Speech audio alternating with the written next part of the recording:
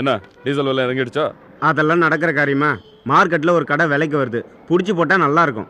கூடிய உன்ன மாதிரி ஒருத்தன் இருந்தா ஓஹோன்னு வந்துடலாம். பழனி, சரி வாங்கி போடலாம், நான் பணம் வந்துடுது.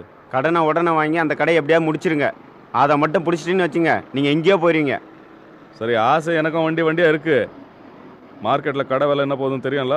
ஏண்ணே, நம்ம ஓனர்கிட்ட கேட்டு பார்த்தேண்ணே, அவர் உங்களுக்கு சொந்தம் தானே? மார்க்கெட்டில் என் பேரில் எனக்கு சொந்தமாக ஒரு கடை, ரொம்ப வருஷம் ஆசை தான். ஆனால் முதலாளி என்ன நம்பி அவ்வளோ பணம் கொடுப்பாரான்னு டவுட் ஆச்சா? கேட்டு பாருங்கண்ணே, ஒரு முயற்சி தானே. கேட்டு பார்க்கலாம்.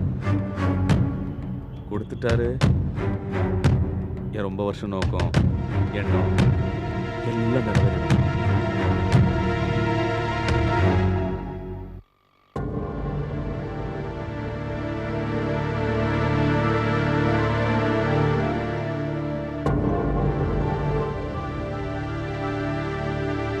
அத்தை, டிஃபன் பண்ணி வச்சிருக்கேன், வந்து ஒரு வாய் சாப்பிடுங்க.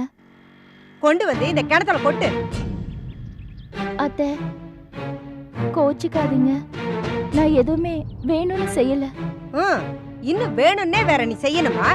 ஏண்டி கோயிலு கீழ்னு போய் கூத்தடிச்சிருக்கீங்களே, உங்களுக்கு தான் புத்தி இல்ல. உங்க அப்பனுக்கு எங்கடி போச்சு புத்தி? இந்த குடும்பத்தோட பெரிய மனுஷனா என்கிட்ட கூட ஒரு வார்த்தை சொல்லாம கோயில் குளம்னு கூத்தடிக்கிறமேன்னு அறிவு வேண்டாம்? கோச்சிக்காதீங்க அத்தை. உனக்கு மாணிக்கம் மட்டும் வேணும், ஆனா அவனை பெத்து போட்டா வேண்டாம். உனக்கு கொஞ்சமாவது மட்டும் மரியாதை இருக்காடி என்கிட்ட? ராசா, என்ன இது? எண்ணெயில போட்ட பணியார மாதிரி இந்த குதி குதிக்கிற, உன் சத்தம் 7 ஊருக்கு கேக்குது. என்ன ஆச்சு? என்ன ஆச்சா? ராத்திரி பூரா அனாத மாதிரி ரோட்ல கிடந்தானே, உனக்கு தெரியாதா? அது ஓன் திமிரு. எதிர்த்த விட்டு கல்யாணி தான் நம்மள அங்க வந்து படுத்துக்கிட்டு எத்தனை வாட்டி கூப்பிட்டா. நீ திமிரு பிடிச்சு போய் வீதியில உட்காந்துருந்த, அதுக்கு அவ என்ன பண்ணவா? ஏ கழுவி, வாய மூடிட்டு போ. பெருசா நியாயம் பேச வந்துட்ட. ராசா, ஏதோ சின்னஞ்சிருச்சுங்க, அப்படிதான் கோயில் குளத்துக்கு போயிட்டு வந்திருக்காங்க, விட்டு தள்ளுவியா? அத போய் ராசா, நான் உங்ககிட்ட ஒன்று சொல்லுவேன், நீ ஒன்றும் தப்பா எடுத்துக்க கூடாது. உன் மகன் வெளியூர் போயிட்டு வந்த பிறகு அவன் முகத்துல ஒரு தெளிச்சி இருக்குதே, அதை பாத்தியா? அவன் வீட்லயே அடைஞ்சு கிடக்கும் போது இப்படி அவன் முகத்துல ஒரு தெளிச்சியை பாத்தியா? அதை நினைச்சு சந்தோஷப்படுறதை விட்டுட்டு என்னமோ பீத்திக்கிட்டு இருக்கிய. ஏ கழுவி, வந்தமா ஏதாவது வாங்கி சாப்பிட்டமா நடைய கட்டு.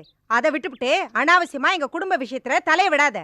சரிதான், நீ ஏன் மேல பாய்? ஏன்னா ஊருக்கு கிடைச்சவன் பிள்ளையாருக்கு ஆண்டி தானே உனக்கு. நீ தான் ஒண்ணு மத்து போய் கிடக்குற. பெத்த மகனையே மருமகிட்ட தாரவாத்து கொடுத்துட்டு அனாத மாதிரி ஒத்தையா கிடக்குற. என்னையும் அத மாதிரி ஆக்கணும்னு பாக்குறியா? முதல்ல ஏன் குடும்ப விஷயத்தை பத்தி பேசுறதுக்கு நீ யார் கழுவி? ராசா, என்ன இப்படி சுருக்குன்னு ஒரு வார்த்தை என்ன பார்த்து கேட்டுட்டியே? உன்னை என் மகன் மாதிரி இதுவரைக்கும் நினைச்சிருந்தேனே, உன் குடும்பத்தை நான் இதுவரைக்கும் பிரிச்சு பார்த்ததே இல்லையே.